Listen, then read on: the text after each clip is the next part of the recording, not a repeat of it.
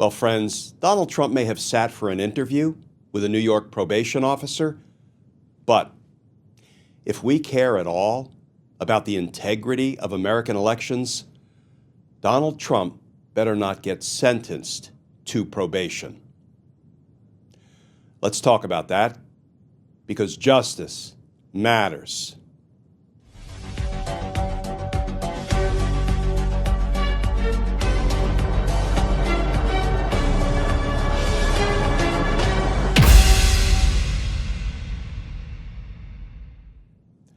Hey all, Glenn Kirshner here.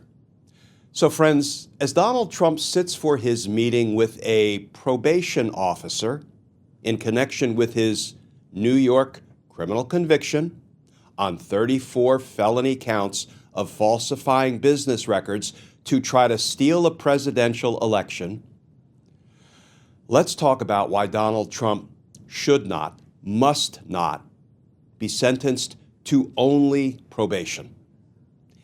Incarceration is a must. Let's start with the new reporting. This from NBC News.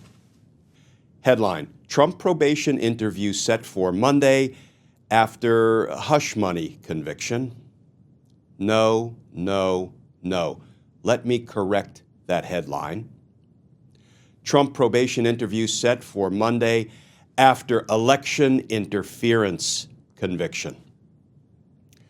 And that article begins, former President Donald Trump is scheduled to sit for a virtual interview on Monday with a New York City probation officer from his home at Mar-a-Lago with his attorney Todd Blanche at his side after he was found guilty on all counts in the falsifying business records to gain unfair advantage in a presidential election trial against him last month.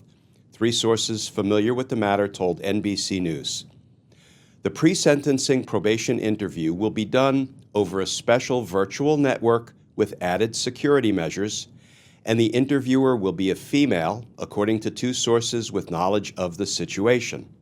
The call is not expected to be held over Zoom, those sources added. Trump, the presumptive Republican presidential nominee, was convicted last month on all 34 felony counts of falsifying business records in the historic case. The probation interview is required by the court as part of the former president's pre-sentencing report. Judge Juan Merchan, who is presiding over the election interference case, permitted Blanche to be present for the probation interview after prosecutors did not object. The Trump defense team is scheduled to submit their sentencing recommendation on June 13. The former president is scheduled to be sentenced for all 34 felony counts in New York on July 11, days before the Republican National Convention begins. The former president is facing anywhere from probation to up to 4 years in prison. Some legal experts have argued Trump is unlikely to face imprisonment due to his age, lack of a criminal record, and other factors. Duncan Levin, a former Manhattan prosecutor turned defense attorney, said the prosecution is likely to ask for jail time. Blanche, Trump's lawyer, will be present to ensure no questions put his client in legal jeopardy, Levin said. Although the hearing may seem like an unnecessary step due to Trump being one of the most vetted public figures, it's the court's way of judging who he is beyond what came to light during the trial. Quote, "It's unlikely to move the needle because the judge knows so much about his background," Levin said, referring to the probation hearing. Levin also pointed to Merchan's gag order against Trump after he, Trump, attacked members of the judge's family and said, quote, "To the extent that an E felony is punishable by jail, this case screams out for jail time. He has shown no remorse and has been held in contempt 10 times. But the judge warned him, if he breaks the gag order, I will send you to jail." And then he, Trump, did it again several times, Levin said. And subverting the election process is as serious a records violation as has ever come through the New York courts. Okay, friends, I'm going to set aside for the moment that, yes, Donald Trump is receiving special treatment, preferential treatment.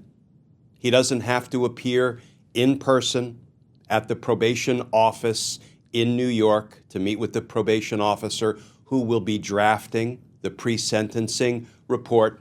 He's doing it, I think, via phone call down at Mar-a-Lago. He doesn't have to take a drug test. He has his lawyer with him. Yes, he's getting special preferential treatment, but that is what we have come to expect. I don't want to get derailed by all of that, concerning though it is. What I want to talk about is the sort of non-negotiable need for a prison term for Donald Trump, if we care at all about the future of American democracy. And I want to talk about the principles of sentencing. This is a topic I teach to my criminal justice students at George Washington University, the principles of sentencing. I'm not going to talk about all of them, but let me focus on a few. For example, punishment for one's crimes. That's one of the accepted principles of sentencing in a criminal case.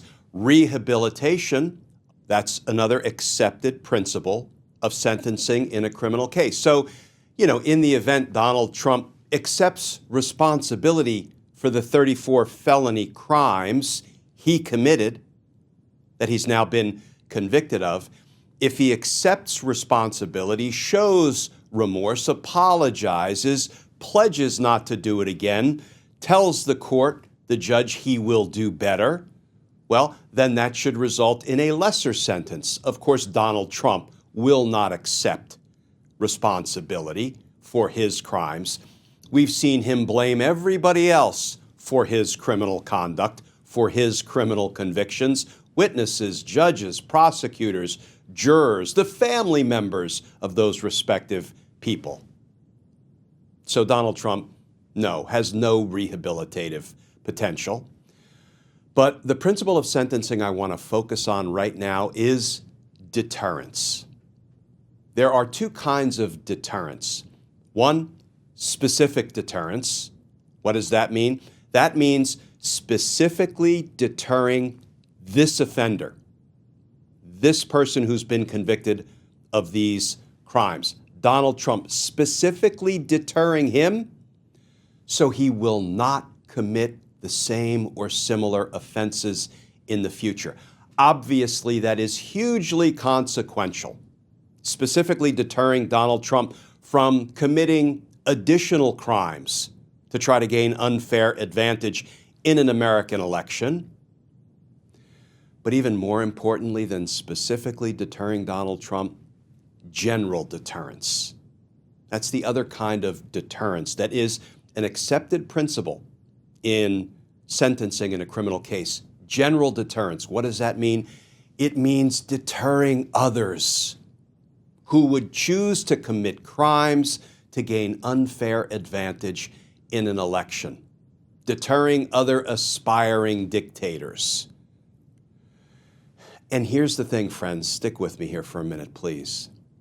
If we don't deter others, if we give Donald Trump a sentence to probation, which is no punishment at all, not a single minute of incarceration, if Judge Merchan sentences him to probation, here is the message that other, aspiring criminals who would commit crimes to gain unfair advantage in an election, here is the message they will receive, and they'll receive it loud and clear. Not only will they not be deterred from committing the same or similar crimes that Donald Trump committed and has now been convicted of, here's what they'll say. Wait a minute. I can commit crimes to try to gain unfair advantage in an upcoming election. And yes, I might be caught, I might be indicted, I might be tried, and I might be convicted. But here's what I'm going to get to do. This is what you're telling me, because Donald Trump got probation.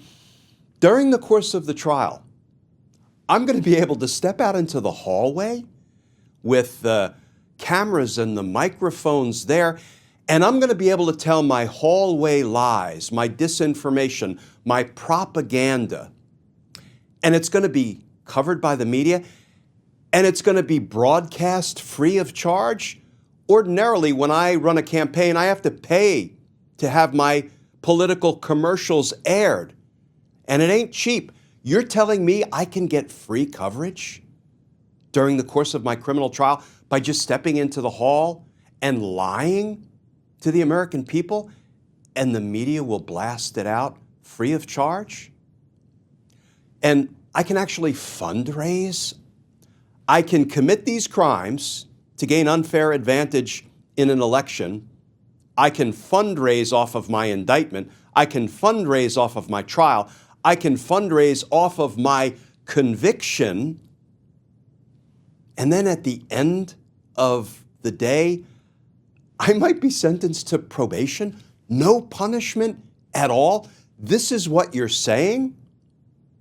You know, I had never thought about committing crimes before as part of my efforts to be elected, but you're convincing me that that's the way to go.